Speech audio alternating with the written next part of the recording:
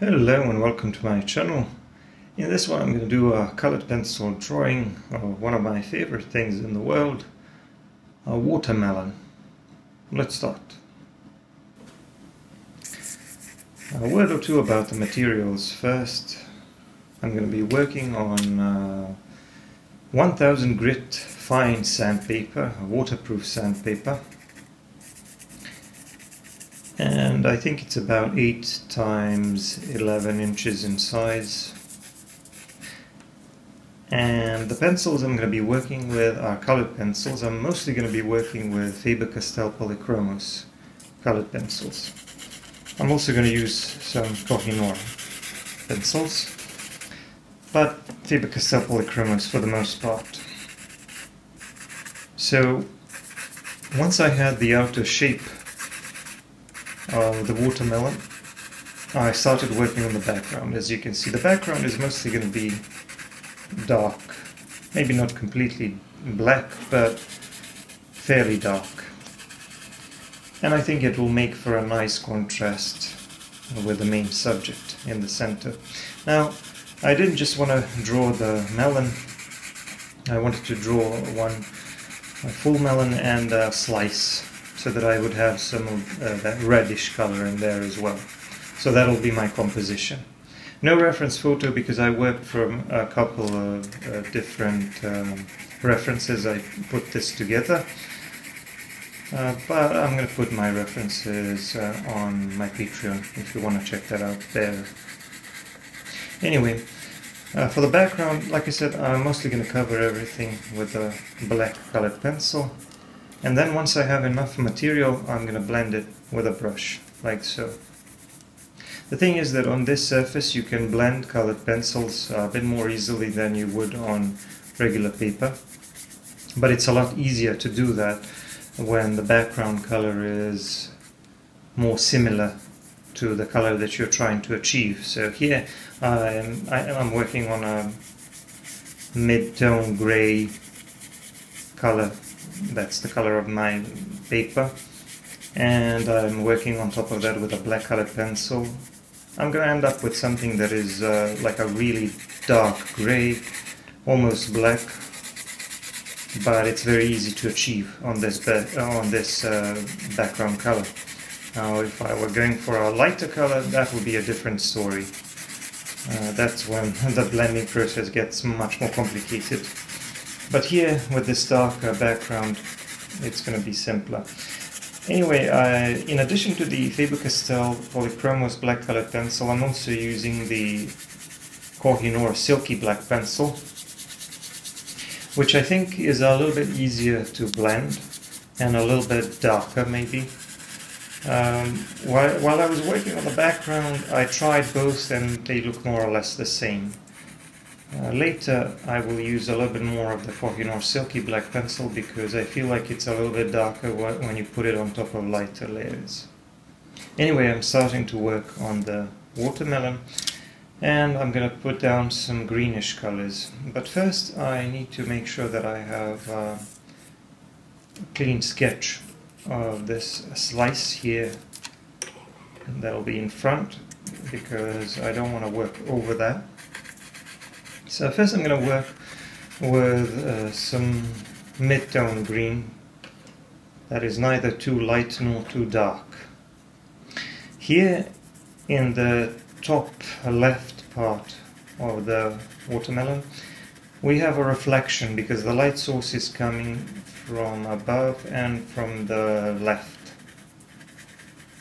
And that reflection appears kind of grayish. So I put down a little bit of light gray and I blended that with the rest of the green color around it. Now once I look at it like this, it's kind of looking a little bit too warm. Maybe I'm going to need to throw in some other colors, but my first goal is to blend that reflection in so that it looks more natural, so that it doesn't look like a patch of lighter color. Anyway, now that I have that mid-tone green, I'm starting to work with some lighter greens. I'm going to use this light green pencil to draw some of these lighter stripes on the surface of the skin of the watermelon, because most watermelons, their outer surface has these lighter and darker stripes. It's a combination of lighter and darker greenish stripes. That's the way it looks like to me. Some of them are completely dark green. Here on the outer edge I'm drawing a little bit of, I'm putting down a little bit of lighter color with a light gray. And then here closer to the center I'm making the green a little bit darker using a black colored pencil. I first put down a little bit of darker green, and the dark green that I'm using is chrome oxide green or something. I don't quite remember what it's called in the Faber Castell range. So I'm going to use several greens, and I'm going to use later several reds. I try to keep it simple, but I always kind of experiment with colors a little bit to see which ones work best. Anyway, this shorter pencil that I'm working with now is a light cool gray, because I realized that the gray that I was using so far was a warm gray and it wasn't really getting me the color that I wanted. So I want this reflection to be a little bit cooler, and I want this outer edge as well to be cooler. So I went over it with a light cool gray, and now I'm gonna be adding some darker greens there. And where I feel like I need to make something even darker, I just put down a bit of black colored pencil. At the top, around the top edge, we also have some lighter colors, like a light gray, and then these lighter stripes or spots or whatever they are. I'm going to make them light green first, and then maybe I'm going to throw in a little bit of yellowish color, because they do appear a little bit more yellowish than what I'm getting here.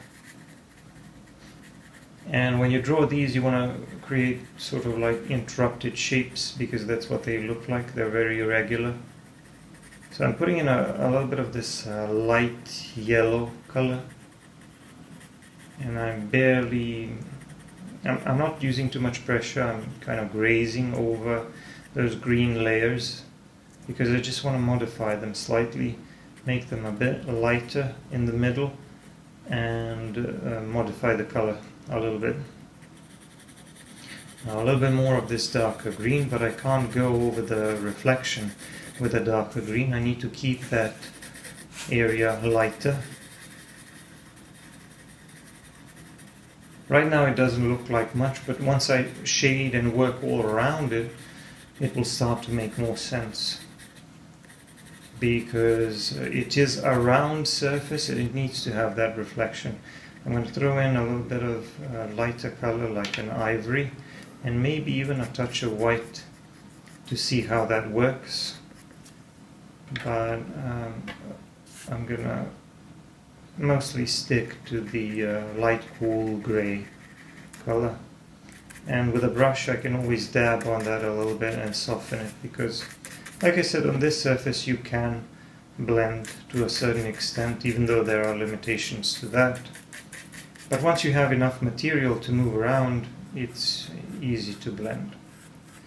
This is this central part here where the stem was. I first put down a bit of lighter color, then some yellowish color,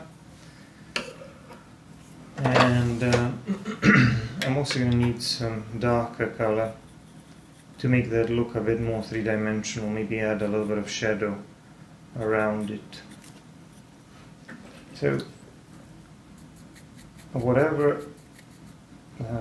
whichever part of that surface is a little bit more rough and less smooth, I need to give it a little bit more texture and a bit more shading to make it look more three-dimensional. And now I'm continuing to work using a combination of lighter and darker greens. Now here, around the middle, I'm going to switch to slightly darker light green, because at the top I used a very light green, and now I'm going to be using a little bit more of this May green, which is a little bit darker than the green that I used initially. And of course I'm going to be going on top of that with a yellowish color as well. But here at the bottom I'm going to be using more and more of this darker green, this chrome oxide green or whatever it is.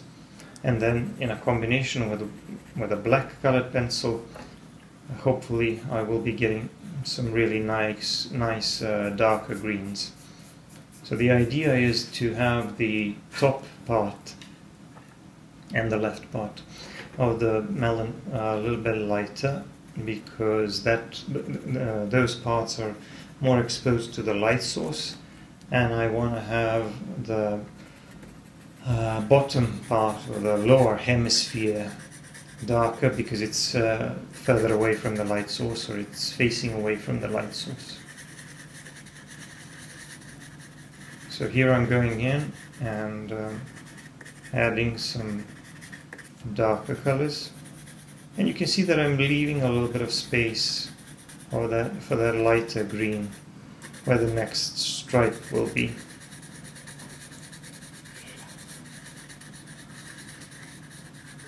I don't want to cover everything. I'm going to leave some of those lighter areas, but here near the center I need a little bit more of that darker color, so I'm going over the green with a black colored pencil, and I'm actually getting a very nice dark green color. I'm pretty happy with the result. I'm going to add a touch of that in some other areas as well to get some darker green tones. But the good thing about this surface is that colored pencils actually do blend, because on regular paper you can't really blend colored pencils unless you use solvents. What you normally try to do is you try to layer them one on top of the other, creating an illusion of blending.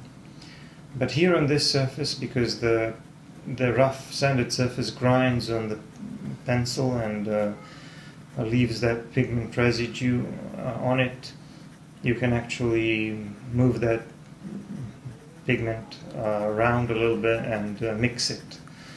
So they do kind of blend. So I'm going with a lighter yellow color now to define this lighter stripe now.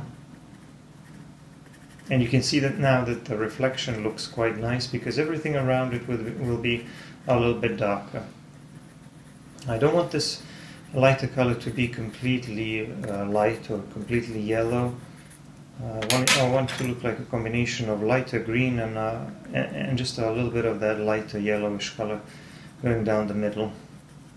And I'm going for really irregular looking shapes and sort of interrupted shapes, because they don't look like a single continuous line or a continuous stripe. So they're a lot more complex than that. So I'm repeating the process more or less, just going down with this, working my way down with this darker green. And as you can see at the top, I used a mid-tone green for some kind of a base color or a mid-tone color. But here, as I get closer to the bottom, I'm going to be using more and more of this darker green as my base color, because I want the whole lower part of the watermelon to appear darker. And as you can see, you can sort of define larger relationships while still working on the details. That can be done. It's a little bit more complex that way, but it has its advantages. So I'm putting in more and more of the black colored pencil on top of the green here, because I want some darker greens.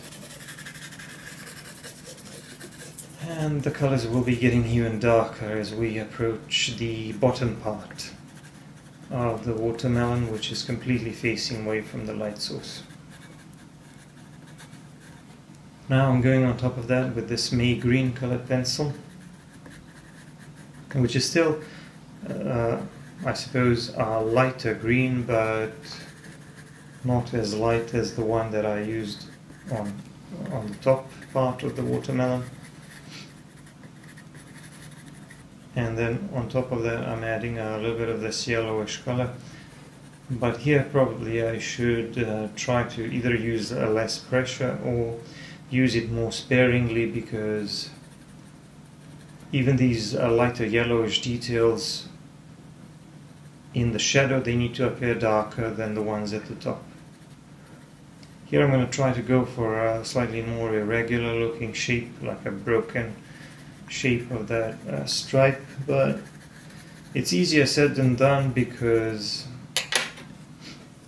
it's not that easy to come up with natural looking shapes. So I spent a little bit of time fidgeting with this, trying to get the colors and the shapes that I liked. And the thing is that you can overdo it,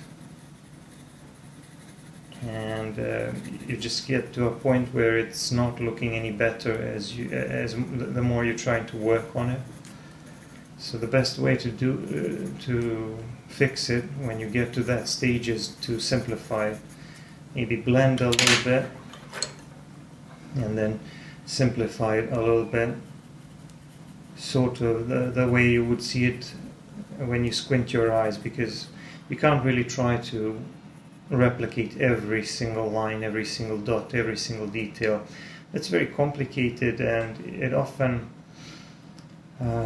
you often end up with textures and colors that don't look very realistic because you've simply overworked it. But here, luckily, I managed to fix it a little bit, and I knew when to quit and move on to the next stripe, or the next segment of the surface of this watermelon.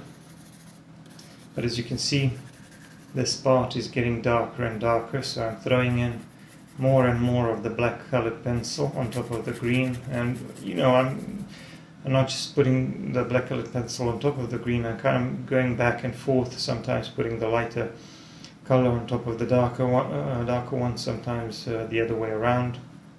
The good thing about this surface is that you can work both from light to dark and dark to light. So as you can see, because of this textured sanded surface, I can put lighter details on top of the darker areas very easily, and I can even choose whether to make cleaner marks with a cleaner edge, or whether I can blend it or muddy it a little bit by using less pressure and maybe dragging my pencil on top of the darker layer.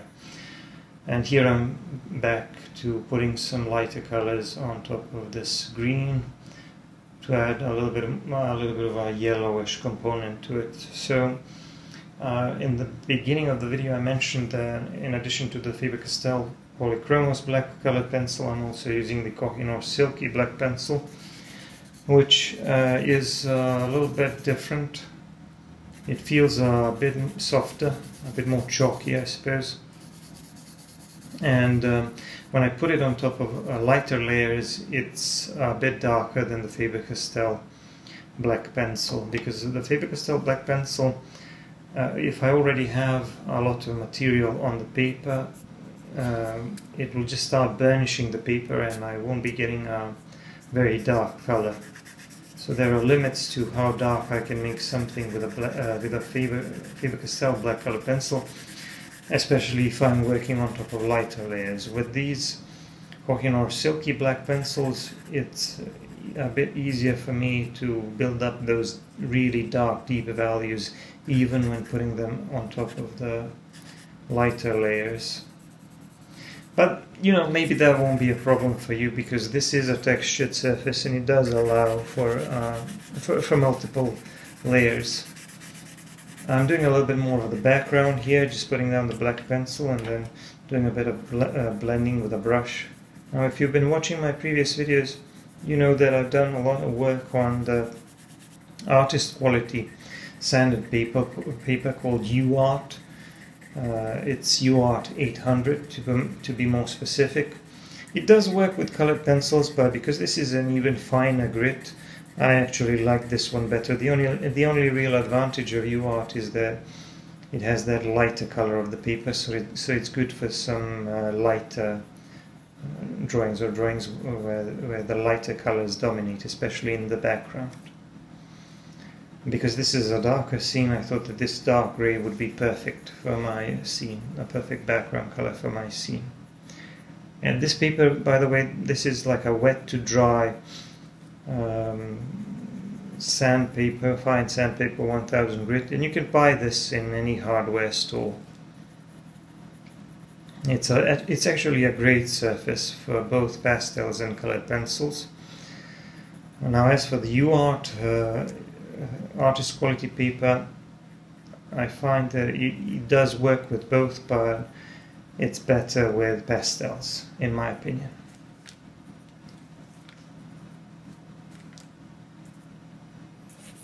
Anyway, I'm gonna do some more work on the table because I want some brownish stones here. I'm gonna have this melon resting on a wooden table. So I'm gonna put down some brownish colors, and I don't have to be very thorough with this. I don't mind if a little bit of this warm gray color breaks through.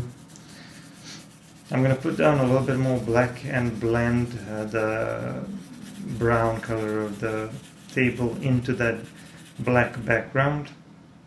The reason why I'm doing this is because I don't want a clean edge. I don't want to see the other end of the table. I don't want to see the edge of the table. I want it to kind of merge into that darker area, into that shadow, because I just think it looks better that way. I've done a number of still life type of drawings where I had a similar situation, and I found that it's a good idea to blur that edge or to cover that edge to make the lighter surfaces disappear into the shadow, because then you don't have that clean line competing with your main subject, kind of being just a distraction for the viewer. So I want the focus to be on the central part of the drawing,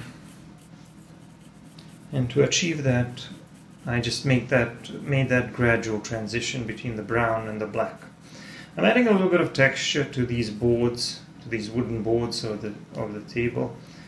I'm adding a little bit of light gray to enhance the texture of the wood a little bit, make it look maybe a little bit more three-dimensional, even though I think it already looks pretty good. And this too doesn't need to be super detailed. There's no need for me to overwork it, because with just a few strokes like here, like this, I can achieve something that looks pretty much like wood, like the grain of the wood. And with a little bit of this light gray, I can even make those lines appear more three-dimensional. There needs to be a little bit more shadow under the melon, because it's going to be casting a little bit of shadow down, and also around this slice as well. So I'm dividing the table into these planks or boards or whatever they are, and then just working on them individually, adding a little bit of brown color and adding a little bit of texture. But here I'm working on defining the outer shape of that watermelon slice and adding a little bit of shadow under it and behind it, so that it would stand out against both the background and the watermelon. The top edge of that slice also needs to be clean. And this is the rind area. To draw that, first I'm going to start with this May green pencil, because I want a little bit of green first, and then gradually I'm going to make it lighter and lighter. Around the very edge, and the skin here to the right is going to be darker. Basically the same combination of colors that we have on the whole watermelon behind it. And then for the rind, I'm gonna use some of this light yellow color and a touch of ivory colored pencil. Ivory is almost white, it's like a yellowish white color. And for the middle part, or the pulp, if you will, I'm going to use several reds. I have this cadmium red, it's a light cadmium red, and then this scarlet red. And finally I'm going to use the salmon. So I tested them out a little bit to see if I'm getting what I want, and now I'm gonna play around with them a little bit more, trying to get the color that I like. I'm gonna start with this cadmium red. As you can see, it looks quite a bit different from the actual watermelon color, but that's okay because I want to start with this one first because it has a little bit of an orangey yellowish component to it. And then on top of that, I'm going to work with this scarlet red.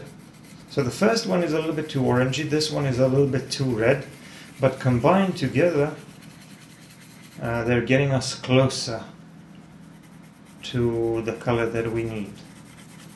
And as a final touch, we're going to put some pinkish tones, namely the salmon colored pencil.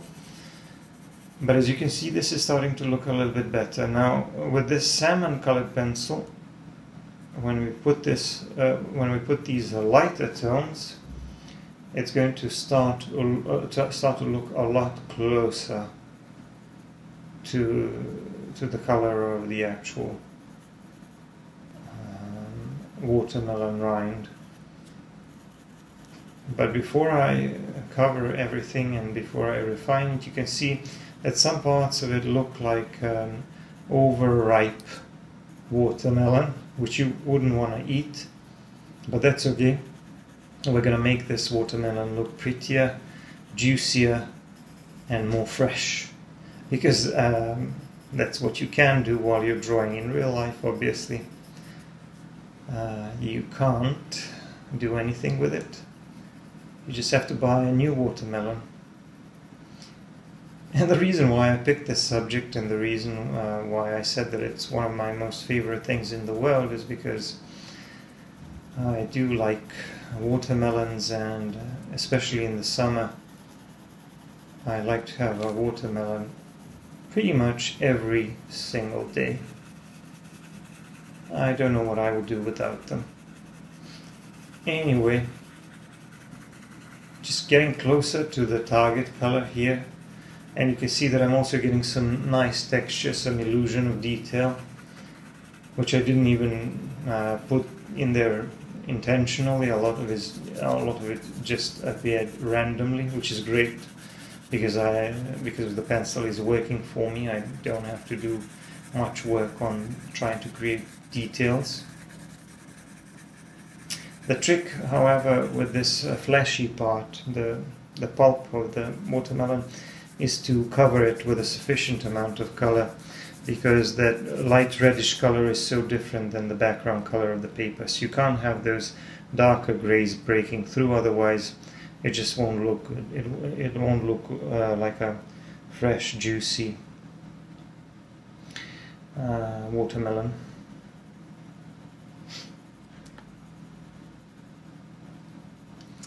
So I'm adding more and more of this pinkish color, the salmon.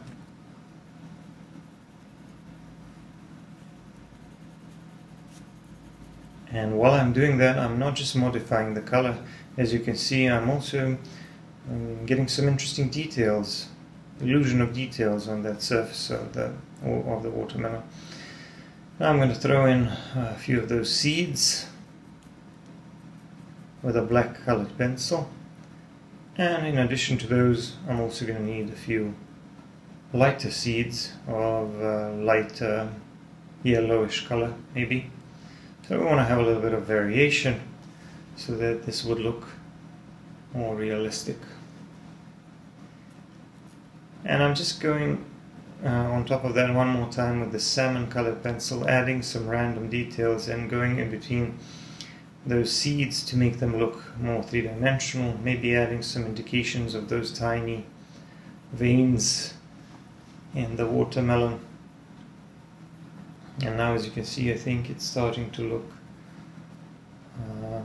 it's starting to look a lot more realistic. Also a few touches of this lighter ivory colored pencil to make some parts of it look wet or glistening. So those are just some fine touches, but it's mostly done. I'm mostly done with the watermelon and the slice. And now I'm just going to finish the rest of the scene by drawing the rest of the texture of this table using a combination of brown and black. And I'm just going to add a little bit more shadow up here on the right side. I want to remind you that if you want to see, I'm going to put my signature in the lower left corner. If you want to see longer videos, full-length narrated videos, you should check out my Patreon. Anyway, here on my YouTube channel, don't forget to check out my other videos, give me a like and subscribe. Thanks for watching. I'm going to see you in the next video. Bye bye.